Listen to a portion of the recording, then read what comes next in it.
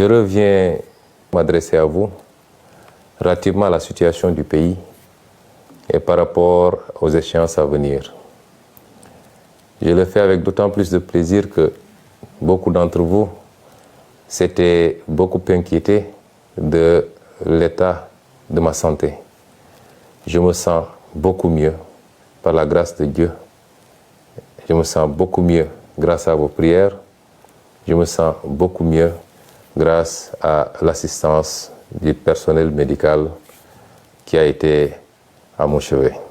Les activités doivent continuer et la vie doit continuer. Je commencerai donc ce propos par ce qui n'était pas prévu certainement, la sortie malheureuse et hasardeuse d'une composante de la justice, à savoir le parquet, à travers son procureur général, qui aujourd'hui s'est livré à des élucubrations et à des hérésies indignes d'acteurs de la justice. Je le commence avec la langue de Molière parce que vous auriez compris que le procureur s'est adressé particulièrement à la communauté internationale. Et c'est pourquoi il a tenu la totalité de sa conférence de presse en langue française et n'a dû résumer en langue nationale wolof que sur insistance et pour quelques secondes. Cela relève d'une stratégie du gouvernement de Macky Sall, qui sait très bien que les Sénégalais l'ont démystifié. Les Sénégalais, toutes catégories confondues, ont fini par voir clair dans le jeu de Macky Sall et à comprendre jusqu'où cet homme constituait un danger pour le pays et pour sa stabilité. Les Sénégalais ont compris que Macky Sall a été l'un des pires présidents dont on aurait pu s'imaginer au Sénégal. Ce n'est pas seulement par son bilan, mais c'est par ses pratiques dangereuses tendant à diviser les Sénégalais, à les monter les uns contre les autres par des considérations relatives à l'ethnie, à la région ou à la religion. Et c'est pourquoi se débarrasser de Macky Sall est une œuvre de salubrité publique qui nous interpelle tous. La communication du parquet était donc essentiellement destinée à nos partenaires internationaux, partenaires avec lesquels de plus en plus il nous a été donné de prendre contact ces derniers jours, ces dernières semaines, d'échanger à profondeur et de les amener à comprendre la manipulation de Macky Sall, qui jusqu'à présent avait quasiment le monopole de la communication à l'international et en avait profité pour aller dépeindre son opposition sous des traits de terrorisme, d'opposition aux intérêts étrangers et d'irresponsabilité. Tous les contacts que nous avons eus dernièrement, aussi bien au plan bilatéral qu'au plan multilatéral, ont amené nos partenaires à comprendre que le seul problème du Sénégal s'appelle Macky Sall et son régime, assis et construit autour de la corruption, du népotisme, mais également de la traque des opposants, de toute voix discordante, du recul démocratique. À ces partenaires-là, nous continuons à dire d'observer de très près ce qui se passe au Sénégal et d'avoir à faire un choix parce que les peuples africains ont grandi, ont mûri. Les peuples africains ne sont plus ceux-là de 1980, encore moins de 1960. Ils comprennent les enjeux du monde, ils s'y collent, ils ont les mêmes aspirations que tous les peuples et ils savent ce qu'ils veulent et où ils veulent aller. Mais ils veulent le faire la main dans la main avec tous les partenaires parce que nous sommes dans un monde ouvert.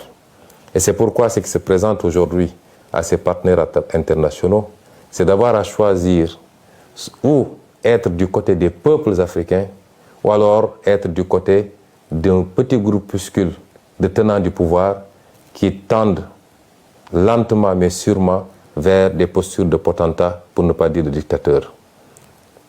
J'ose espérer que les choix seront éclairés et que tous les amis du Sénégal seront du côté du peuple sénégalais. Le procureur vous a parlé, vous de la communauté internationale. Qu'est-ce qu'il vous a dit? Il a essayé de vous dire qu'il y aurait au Sénégal des terroristes extrêmement graves, extrêmement dangereux, qui étaient sur le point de brûler le pays et d'y mettre le feu et d'y répandre le sang. Ce qui est cocasse dans cette histoire, c'est que comme toute arme, le procureur nous dit que ces terroristes n'avaient qu'une lunette, même pas de fusil, une lunette d'un fusil, et qu'ils étaient en train de faire le tour du monde pour chercher un fusil où monter cette lunette. Il n'y a rien de plus ridicule que ces propos. Le procureur a voulu vous faire croire à un certain nombre de choses sur lesquelles je vais revenir. Mais je vais m'attarder sur la personnalité de ce procureur. Parce que ce procureur est l'illustration parfaite de l'avilissement, du rabaissement de certains magistrats. C'est un monsieur que je connais et qui me connaît, qui est un grand frère, que j'ai connu pendant que j'étais étudiant. Son frère, son petit frère est l'un de mes meilleurs amis. Ce procureur venait me voir ici à la maison, j'allais le voir chez lui. Donc ce n'est pas quelqu'un qui feignera de me méconnaître. Il me connaît extrêmement bien. Et ce procureur, durant tout le temps qu'on s'est connus, on a été un peu partout. On a été même demander la main d'épouse pour des amis ensemble. On a partagé des repas. Ce procureur, que je connais très bien, je le dis encore une fois, durant tout le temps qu'on l'a connu, nous n'ignorions pas ses pédigrés en tant que magistrat. Mais nous considérions que cela relève de sa vie professionnelle et que notre relation était beaucoup plus une relation sur le champ social et on s'en limitait à ça.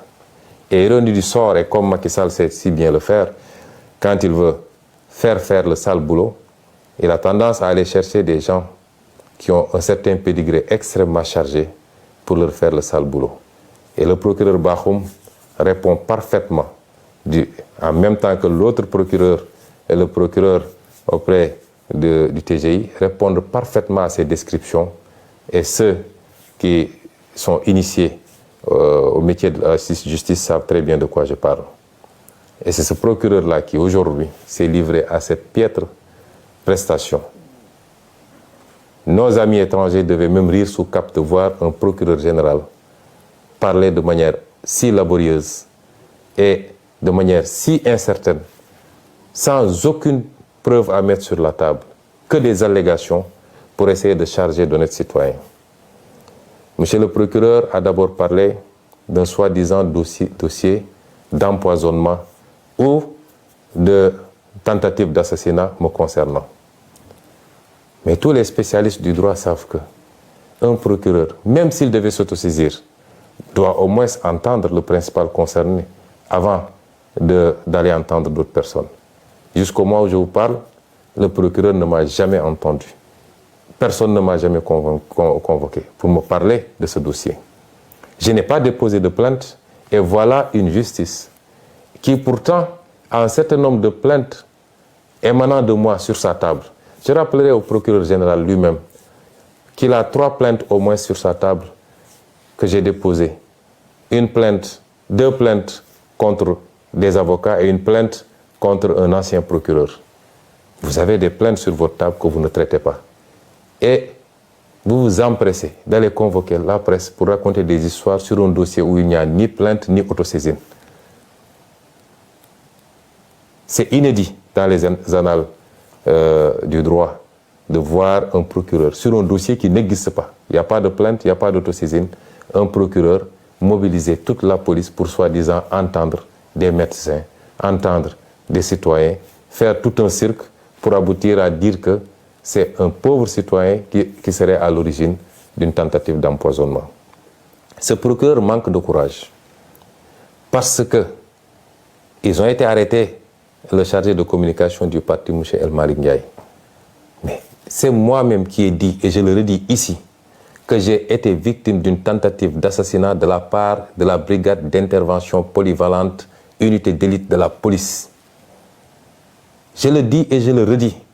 Le monsieur qui nous a aspergé d'un liquide très toxique qui a causé beaucoup de désagréments au niveau ophtalmologique, au niveau respiratoire et au niveau gastrique, ce n'est pas un citoyen ordinaire, c'est un élément de la BIP que moi-même j'ai vu asperger le liquide. Et ce procureur-là n'ose pas poser ce débat-là. Il nous parle de Yargassi. Je voudrais dire aux Sénégalais que M. Yargassi est un petit frère à moi, est un militant du parti, qui est toujours à côté de Si vous avez l'habitude de voir les vidéos, même quand j'embarque à l'aéroport pour aller à Ziguinchor, jusqu'au pied de l'avion, c'est M. Yargassi qui m'accompagne. C'est ce monsieur-là que M. Bahoum allait prendre avec les autres farfelus du parquet pour le désigner en disant que c'est lui qui aurait tenté de m'empoisonner. Pour essayer d'écarter la vraie problématique, c'est-à-dire les services de police qui s'attaquent aux citoyens et qui aspergent de liquide jusqu'à présent non identifiés. C'est ça qui s'est passé. Donc, vouloir déplacer le curseur et aller prendre un Yargassi qui m'a donné simplement un mouchoir imbibé de vinaigre pour m'aider à mieux supporter l'odeur âcre des grenades lacrymogènes, c'est prendre les Sénégalais pour ce qu'ils ne sont pas.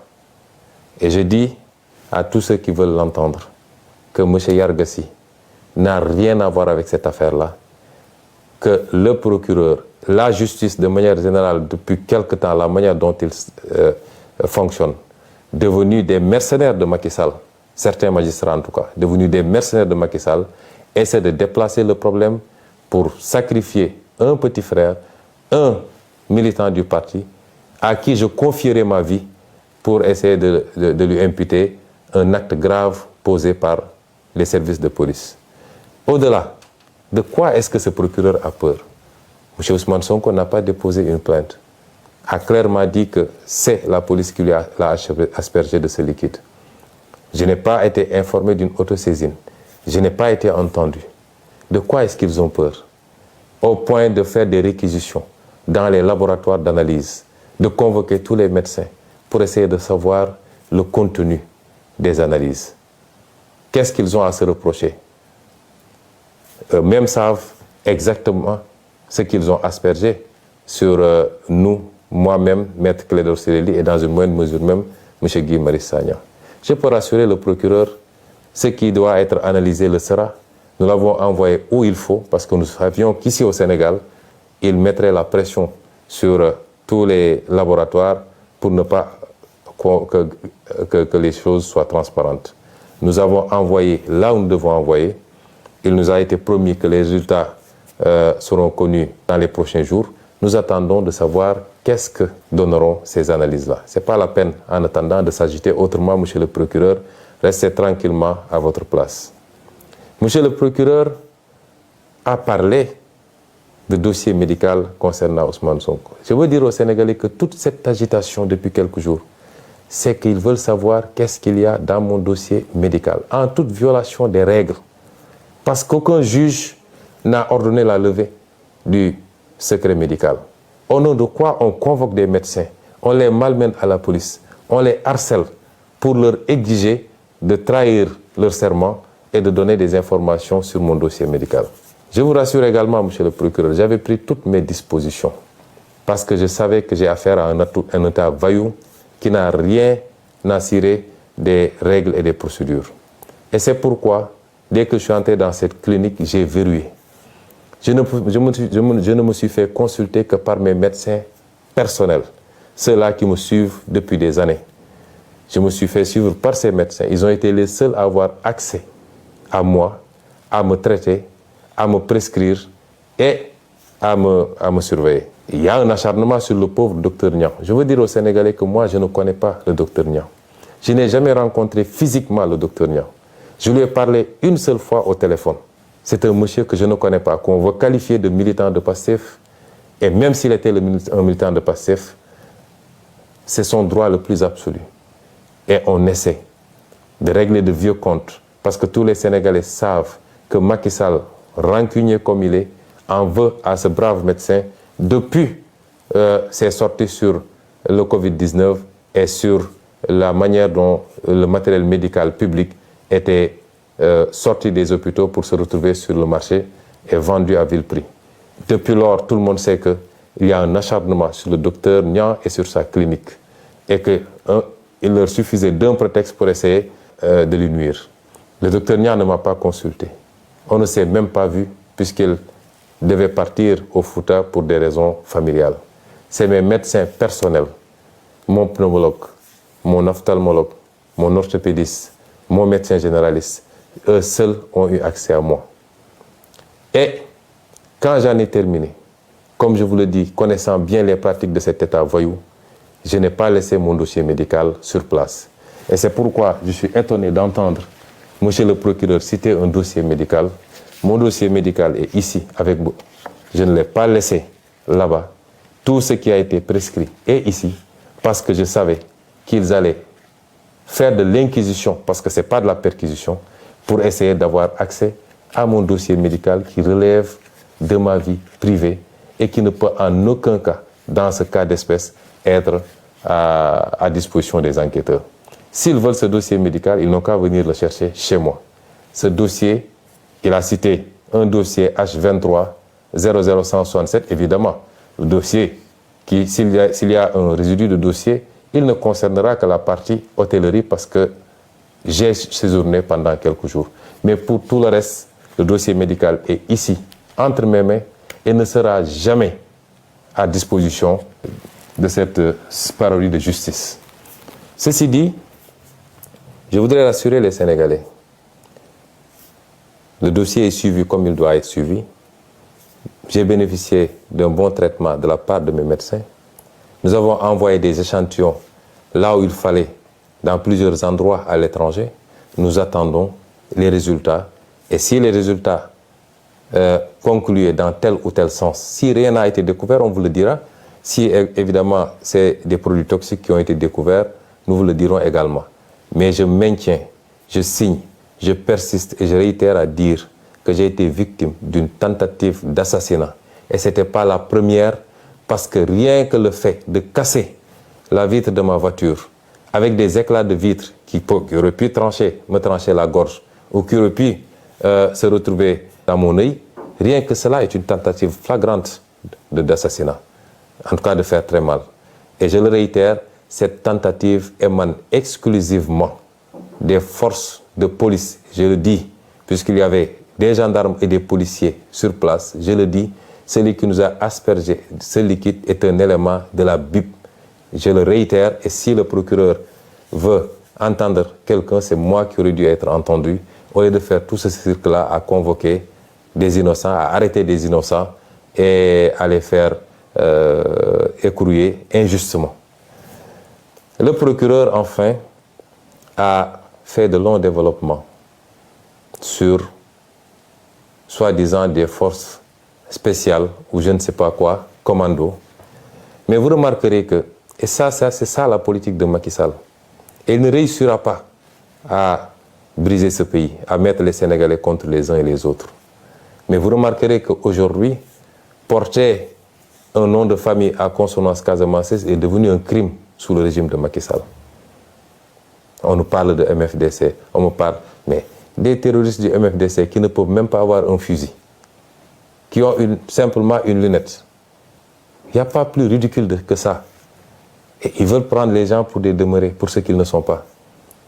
Je le réitère, aujourd'hui, une bonne partie, en tout cas certains magistrats ont peur, parce qu'il semblerait, d'après ce que dit le procureur, qu'ils soient visés. Ils n'ont qu'à se poser la question du pourquoi.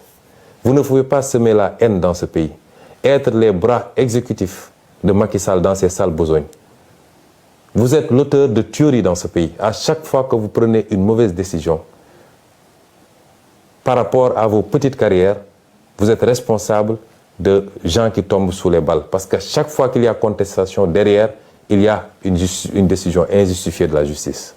Vous ne pouvez pas continuer comme ça et penser que vous serez en sécurité tranquillement à siroter votre thé. Je vous l'ai toujours dit, si le pays brûle, vous ne serez pas épargné. Revenez à la raison. Autant il y a énormément de magistrats qui font correctement leur travail, qui sont dignes et qui sont sanctionnés pour ça, qu'on renvoie dans des juridictions les plus éloignées, simplement parce qu'ils ont cette dignité de dire « je n'obéirai pas à la commande de Macky Sall ». Autant, excusez-moi du terme, il y a de la pourriture dans cette magistrature-là. Et ces gens-là doivent comprendre que ça ne peut pas continuer comme ça. Je ne suis pas en train de vous menacer, je suis en train de vous prévenir. Si Macky Sall vous garantit la protection absolue, vous êtes engagé dans un combat qui ne commence pas aujourd'hui et qui ne se terminera pas aujourd'hui. Vous ne pouvez pas être des briseurs de carrière politique. Vous ne pouvez pas être des briseurs de projets politiques auxquels des millions de Sénégalais croient. Vous ne pouvez pas être des obstacles à l'espoir des Sénégalais et penser que vous allez vous en sortir indemne. Tôt ou tard, vous rendrez compte aux Sénégalais. Vous rendrez compte devant la loi que vous étiez censé servir. Et c'est pourquoi vos intimidations ne passeront pas.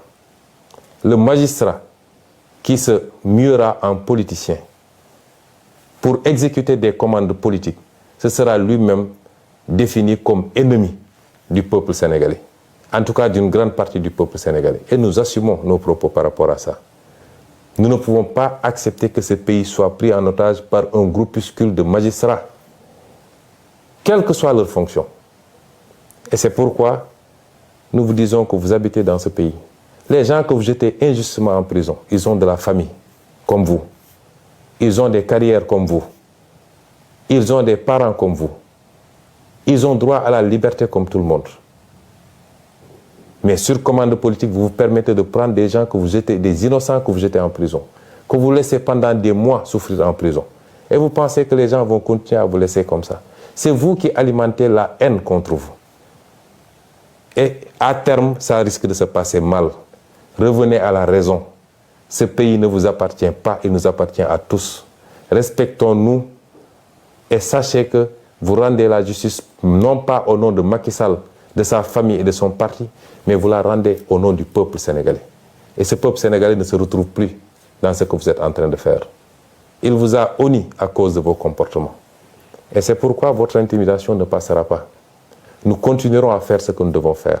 Et parmi ces actions que nous devons faire, je réitère que le plan d'action du 29, 30 et du 3 avril reste maintenu intégralement. Nous sortirons, nous manifesterons, parce que nous l'avions dit. Désormais, avec ou sans autorisation, nous manifesterons.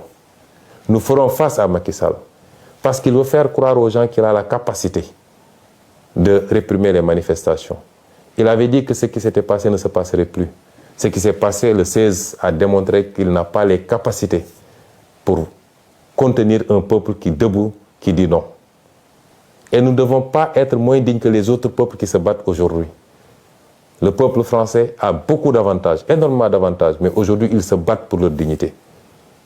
Pourquoi notre peuple refuserait de se battre ou abdiquerait face aux velléités dictatoriales de Macky Sall? Nous nous battrons. Ils n'ont pas les capacités, si le peuple le veut.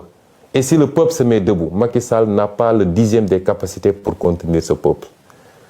Et j'en appelle à ce peuple-là, à la jeunesse, aux ouvriers, aux transporteurs, aux étudiants, aux intellectuels, aux femmes, aux jeunes, à toutes les couches sociales. Ce qui se joue aujourd'hui, c'est notre destin. Si on laisse Macky Sall gagner, nous souffrirons encore pendant très très longtemps. Nous maintiendrons ce plan d'action. Et nous ne tomberons pas sous le piège de Macky Sall. Parce que, aujourd'hui, il est omnibulé par son défilé du 4 avril. Il va organiser un très grand défilé, le dernier qu'il organisera, puisque dans 11 mois, il ne sera plus président de la République, s'il plaît à Dieu. Il veut faire une démonstration de force et en même temps intimider le Sénégalais pour montrer qu'il a beaucoup acquis en armement, de toutes sortes, des tanks, des chars. En soi, ça ne nous pose pas de problème. La fête de la nation, c'est notre fête à tous. Mais nous ne tomberons pas dans le piège de Macky Sall parce qu'à chaque fois, il ruse. Vous vous rappelez, lors de la crise du Covid, il avait invité toute la classe politique au palais de la République. Et nous tous, on avait dit que c'est la République qui a appelé. Nous sommes partis en pensant que ça allait être un nouvel élan pour que Macky Sall comprenne qu'on ne gère pas un pays de manière autocratique et qu'on doit respecter son opposition, si on veut que cette opposition vous respecte. On a vu ce qui s'en est suivi. Vous vous rappelez, lorsque nous avons gagné la Coupe d'Afrique, il a appelé. Moi, j'ai été de ceux qui avaient dit que je ne m'y rendrai pas parce que c'est de la ruse encore. Une bonne partie de l'opposition s'y était rendue. Mais on a vu où est-ce que ça a fini. Aujourd'hui, il veut faire croire aux gens que c'est la fête du 4 avril, c'est la fête nationale. Donc, nous devons tous tout laisser tomber et venir répondre à son invitation parce qu'il se susurre même un projet d'invitation de l'opposition au 4 avril. Comment pouvez-vous comprendre que Macky Sall emprisonne plus de 300 personnes de nos jeunes, mettent d'autres sous bracelet électronique, d'autres ont été blessés par balle, d'autres ont été tués. Il n'y a même pas une enquête. À ce procureur, justement, je rappelle, où en est-il avec les enquêtes de la disparition de Didier Badji et de son compère? Où est-ce qu'il en est avec l'enquête sur l'assassinat de Maria Massagna? Où est-ce qu'il en est sur l'enquête avec les 14 jeunes exécutés froidement lors des manifestations de mars 2021, etc., etc. Et aujourd'hui, il vient faire une sortie malheureuse pour nous parler d'empoisonnement ou de je ne sais forces spéciales. Et c'est pourquoi nous disons que nous ne tomberons pas dans ce piège-là. Nous continuerons à nous battre et personne ne nous mettra à dos l'armée nationale. L'armée nationale, c'est notre armée, c'est notre fierté à tous. Ils vont sortir avec des arguments pour vous dire « oui, ils veulent manifester le 3 alors que c'est la fête de l'armée ». Il n'en est absolument rien. Macky Sall fait des arrestations le 3, fait des emprisonnements le 3. Nous ne suspendrons pas notre combat le 3. Et donc j'en appelle à tout ce peuple. Les 29, 30 et le 3 avril, nous allons faire des manifestations sur toute l'étendue du territoire national. Et j'appelle les jeunes à se mobiliser davantage, à faire face à la stratégie de la terreur de Macky Sall.